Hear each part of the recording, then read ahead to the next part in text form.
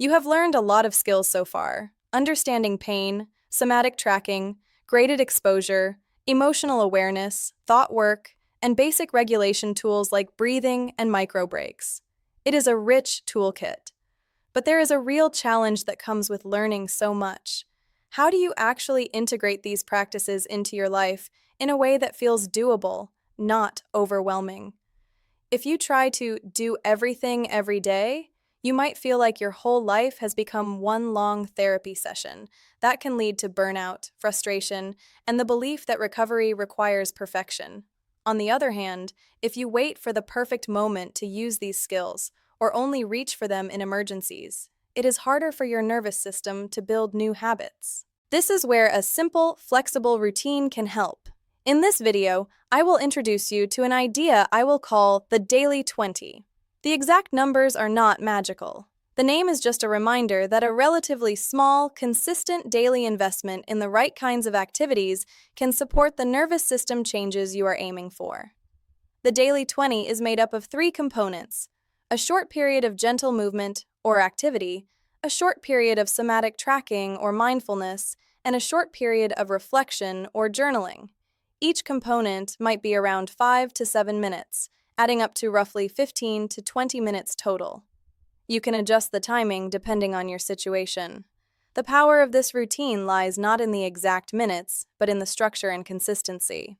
Let us look at each component in turn and then talk about how to customize this for your life. The first component is gentle movement. Movement is essential for both your body and your brain. It helps keep muscles, joints, and circulation healthy.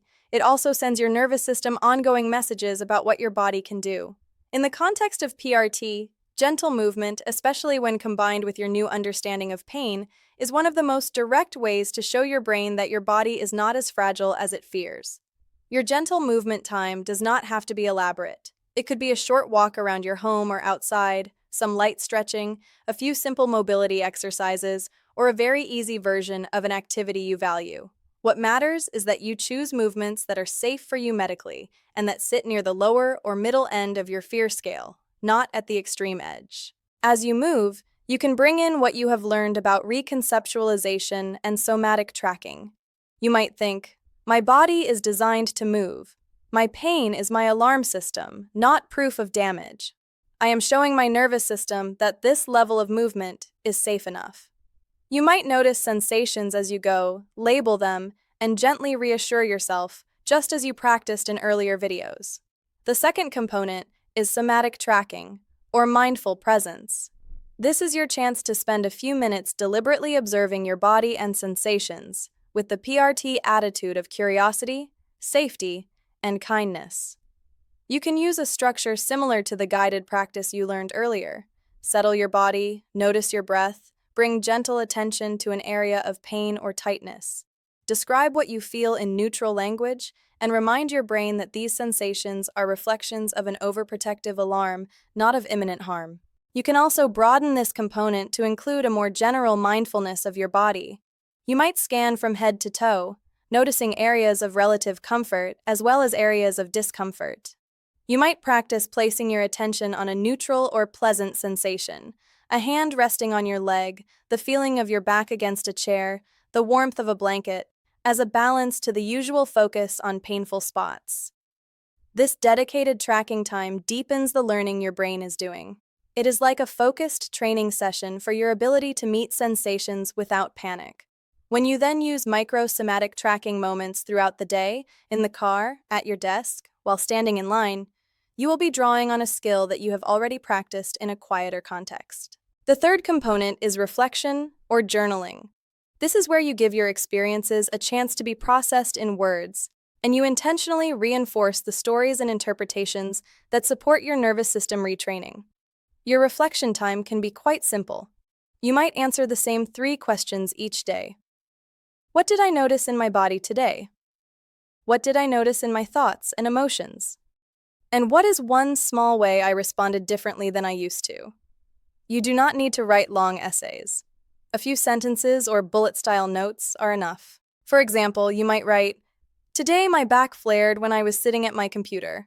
I noticed a strong urge to panic, but instead I did 2 minutes of breathing and somatic tracking. The pain did not disappear, but I felt a bit less panicked.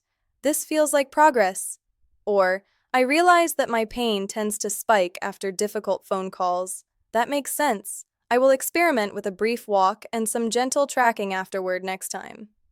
You can also use this reflection time to update your thoughts in the way you practiced in the last video. If you had a catastrophic thought during the day, you can write it down along with a more balanced alternative. This helps your brain consolidate the new way of thinking. Putting these three components together, a basic daily 20 might look like this. You spend 5 to 7 minutes doing gentle, PRT-informed movement. Then you sit or lie down for 5 to 7 minutes of somatic tracking or body-based mindfulness. Then you take 5 to 7 minutes to jot down some observations or answer a few simple questions about your day. The question, of course, is when and how to fit this into a real life that already has demands. There are many options, and none of them is correct for everyone. You might prefer to do the daily 20 in the morning before the day's distractions build up. In that case, you might wake, drink some water, do a short walk or stretch, sit for tracking, and then write a few lines before moving on with your day. Starting your morning with this kind of anchored routine can set a tone of intention and safety. Alternatively, you might find that evenings work better. Perhaps you use the daily 20 as part of your wind-down routine. You might take a gentle walk after dinner, then do your somatic tracking, and then reflect on the day, including how pain showed up and how you responded. In that case, the routine does double duty. It supports your PRT work and prepares your nervous system for sleep. You can also split the components. For instance, you might do the movement part in the morning, the somatic tracking during a midday break, and the reflection in the evening. The important thing is not that they are all done at once, but that they happen regularly enough that your brain starts to recognize them as part of the fabric of your life. It is also worth talking about flexibility. There will be days when 20 minutes feels easy and days when it feels like too much. On harder days, you can shrink the routine without abandoning it.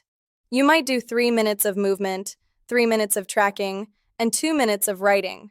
You might even cut it down to one practice. Perhaps you only do the somatic tracking that day. The key is the attitude you bring to these choices. Instead of telling yourself, "I failed because I did not do the full routine," you can say, "Today was a tough day. I still showed up for myself in this one small way." That counts. Remember, your nervous system is listening not just to what you do, but to how you interpret what you do. As you keep using the daily 20, you may start to notice patterns. Perhaps certain types of movement feel particularly helpful, or certain times of day are especially good for tracking. You might find that writing down even small wins, like "I walked to the mailbox without the old level of fear," builds a sense of momentum and hope. If you like, you can periodically review your notes from the reflection component. Looking back over weeks, you may see changes that are hard to notice day to day. Slightly lower baseline fear around pain, more activities attempted, more nuanced thoughts, or a growing ability to bounce back from flares. Those trends are exactly what we hope to see in PRT, gradual recalibration, step by step. There is one more benefit to the daily 20 that is easy to overlook. It is a way of telling yourself, "I am worth this time." Chronic pain can eat away at your sense of worthiness. You may feel like you are only allowed to rest or care for yourself once you have done enough for others, or once your pain reaches some extreme level. By setting aside a small, consistent block of time for your own nervous system healing, you are asserting that your well-being matters in its own right. You are also giving your brain repeated experiences of predictability and control. Every time you complete your routine, even in a shortened form, you are reinforcing the message, "There are things I can do that help. I am not entirely at the mercy of this pain." That sense of agency is a powerful antidote to the helplessness that often comes with chronic pain. As we close this video, you might take a moment to imagine what your own version of the daily 20 could look like. Which movements feel safe enough and important enough to include? When during the day, might you realistically set aside a few minutes for tracking and reflection? What small adjustments would make this feel like a support rather than a burden? You do not need to have a perfect plan before you start. You can begin with a very simple version tomorrow. Perhaps a 5-minute walk, 5 minutes of sitting and noticing your body, and a few lines in a notebook. Then, as you go, you can adapt. In the next part of the course, we will talk about setbacks, flare-ups, and how to respond when things do not go as planned. The daily 20 will play an important role there too, because having a familiar routine makes it easier to find your footing again after a difficult spell. For now, remember that your nervous system learns through repetition in a context of safety. The daily 20 is one way to create that context. A small, daily container where you move, feel, and reflect with kindness. Over time, that container can hold more and more of your life, until the skills you are practicing there become simply the way you live.